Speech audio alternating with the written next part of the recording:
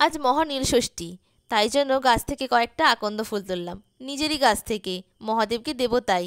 খুব ভালো লাগছে জানো। তারপরে দেখো চলে গেলাম আমাদের অপরাজিতা গাছের কাছে, তাই জন্য নীলকণ্ঠ বাবাকেও তো দিতে হবে নাকি, মানে মহাদেবকেই দেব। নীল রঙের ফুলের রঙটা দেখেছো কি সুন্দর গাঢ় রঙের, কি ভালো লাগে দেখতে। আজকাল যেন নীল রঙটা একটু বেশিই ফুটছে। আর এই যে এখানে কমলা রঙের জবা ফুলটাও ফুটেছে, বেশ কয়েকদিন ধরেই অনেক হচ্ছে, তাই তোমাদেরকেও আজকে দেখিয়ে দিলাম। ভালো লাগছে খুবই।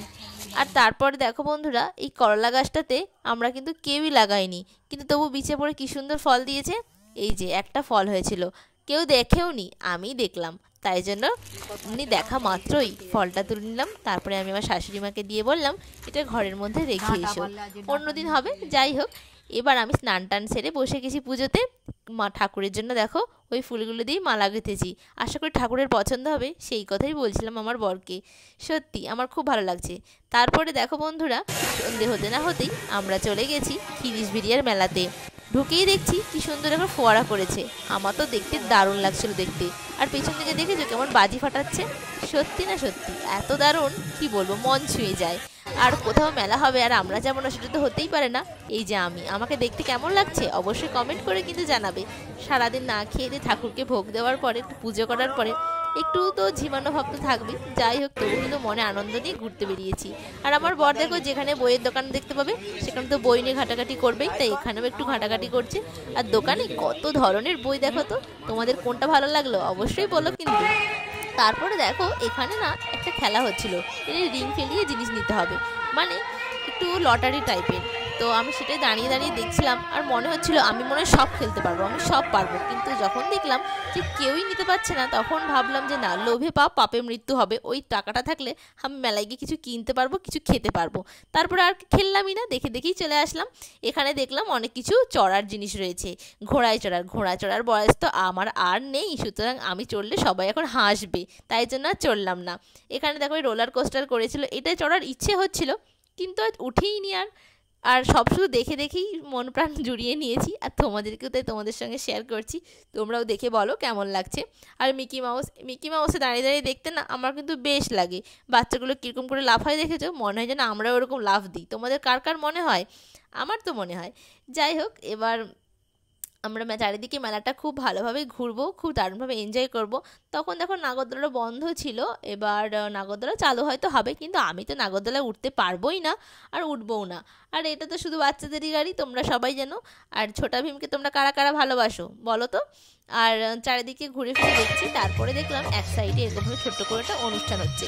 অনুষ্ঠানটা না বেশ ভালোই হচ্ছিল, কিন্তু আর সেরকমভাবে আমরা কেউ দেখলাম না, কারণ আমাদের খুব জোরে খিদে পেয়ে গেছিলো।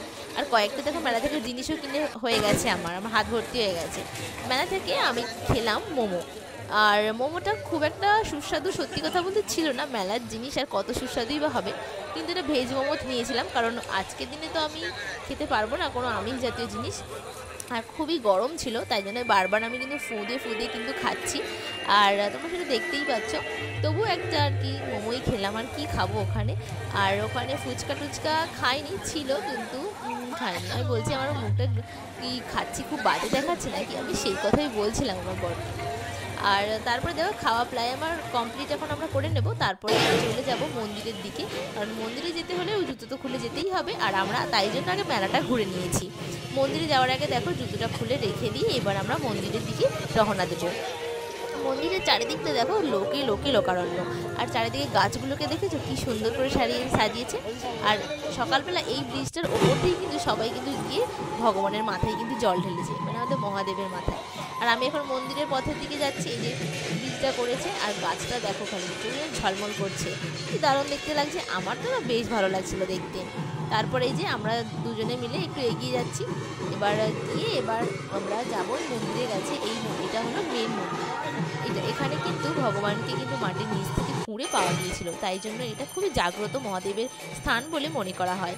আর দেখতেই পাচ্ছ এখানে বামুন ঠাকুর মশাই কি সুন্দর করে পূজা অর্চনা করছে, আর এত ভিড় ছিল কি বলবো। আর খুব ভালো লাগছিল ওই ঢাকের বাদ্যি, ঢাকের আওয়াজ, আমার তো দারুণ লাগছিল দেখতে।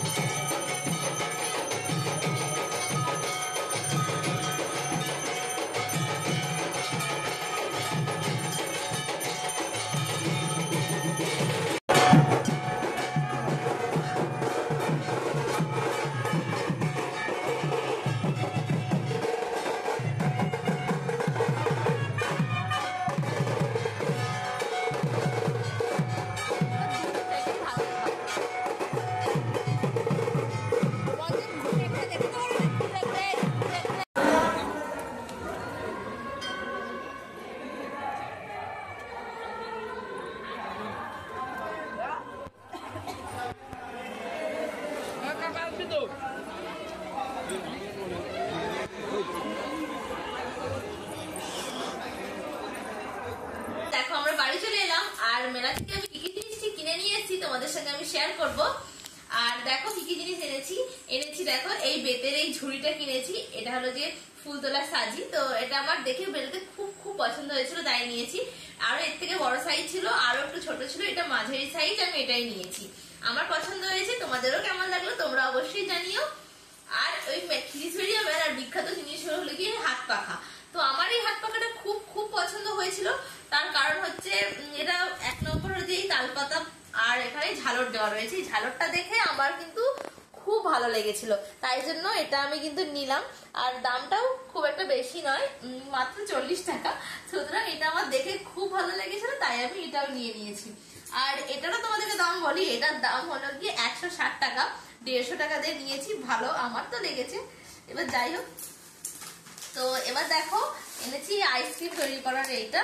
এর মধ্যে আইসক্রিম বানিয়ে এরকম রাখবো, তো এটার মধ্যে আইসক্রিমের শেপ চলে আসবে, বাড়িতেই আমরা তৈরি করে খেতে পারবো।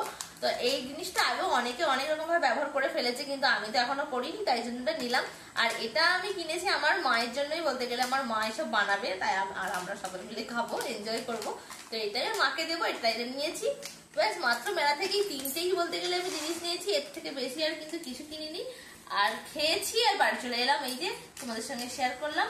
আর এখন করে তো টাটা বাই বাই, সবাইকে শুভরাত্রি।